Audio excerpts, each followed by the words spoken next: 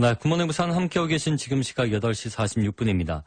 지역경제 이슈를 심층 분석해보는 주간경제 포커스입니다. 어제 이어서 오늘도 제19대 대통령 선거 사전투표가 실시되고 있는데요.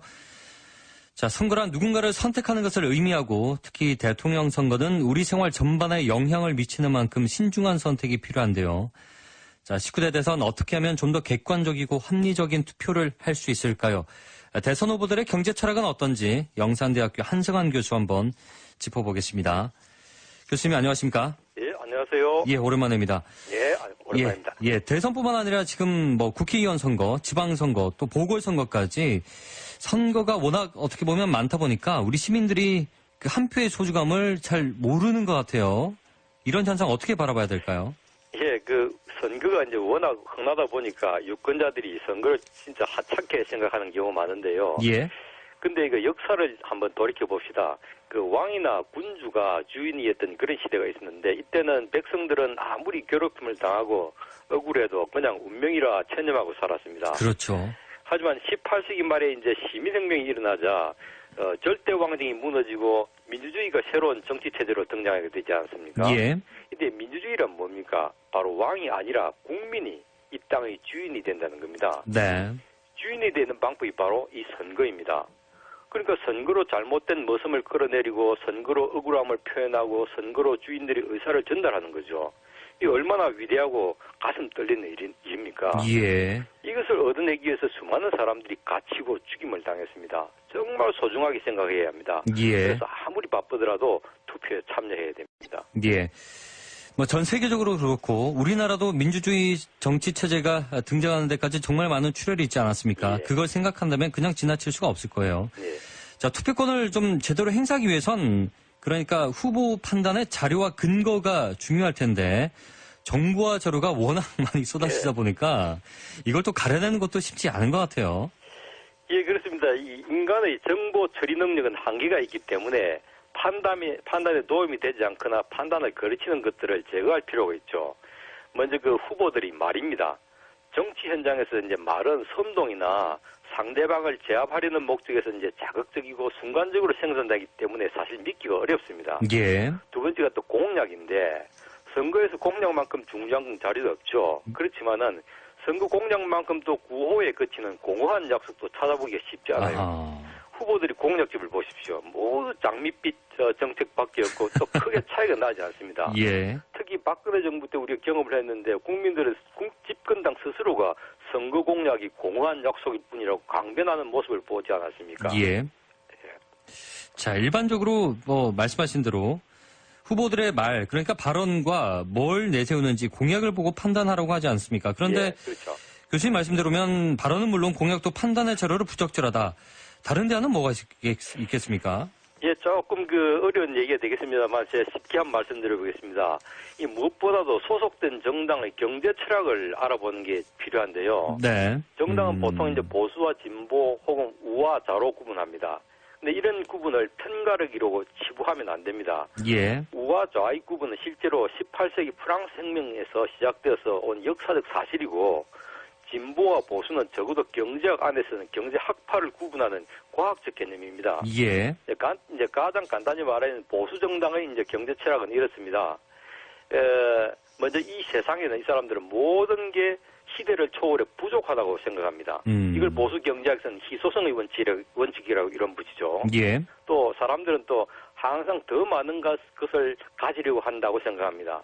이들에게 이제 이게 인간의 본능입니다. 이걸 보수 경제학자들은 무한한 욕망의 원칙이라고 가르치고 있지 않습니까? 예.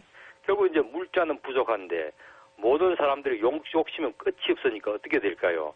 결국 계속 만들어서 파이를 키워야 합니다. 예. 그래서 보수 정당은 항상 성장에 목을 맵니다. 그 결과 이제 중산층이나 서민, 노동자에 대한 분배의 문제는 항상 후순위로 밀려날 수밖에 없습니다. 근데 대신에 분배는 다 이렇게 해결된다고 믿습니다. 그러니까 많이 생산되면 저절로 분배가 됩니다. 이제 구체적으로는 또 부자들이 더 부자가 되면은 그 여분이 저절로 가난한 사람들에게 흘러 들어간다는 것입니다. 예. 이런 걸 이제 낙수 효과라고 부릅니다. 그리고 이런 걸 또 자연 법칙과 같기 때문에 그걸 막는 모든 규제를 풀어야 된다고 생각합니다.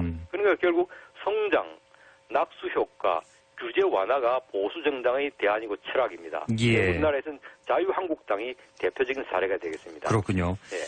자, 그러니까 보수 정당은 쉽게 얘기하면 성장, 그러니까 효율성을 먼저 생각할 수밖에 없게 되는 거고요. 그렇죠. 예. 규제는 이제 완화시키는 거고, 어떻게 보면 좀 대기업 위주로 돌아갈 수밖에 없는 환경이기도 합니다. 예. 자, 그러면 진보 정당은 형평성, 이 분배가 중요시 될 텐데 그 반대가 되겠죠. 예.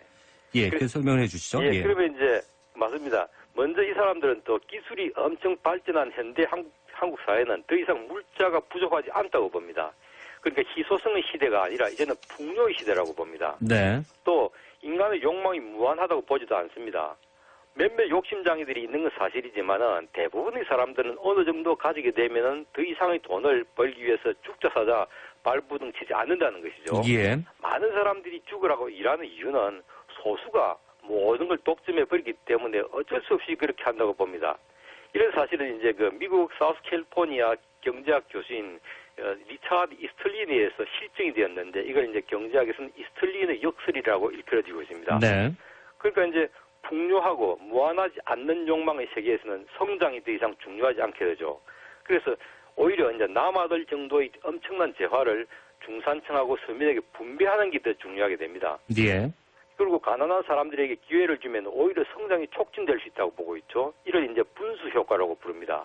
그런데 이제 분수대 밑바닥의 저소득층이 잘 되면은 물줄기가 위로 분출되어서 분수대 위의 고소득층을 잘 살게 한다는 것이죠. 낙수효과에 반대인 거죠. 그렇죠. 하지만 이때 이제 또 이 부자들이 욕심이 이제 많으니까 이 분배를 방해하니까 정부가 시장에 강하게 개입해야 된다고 보고 있습니다. 예. 그러니까 이제 진보 정당은 성장 대신 분배, 낙수 효과 대신 분수 효과, 규제 완화 대신 규제 강화를 정책 방향으로 제시합니다.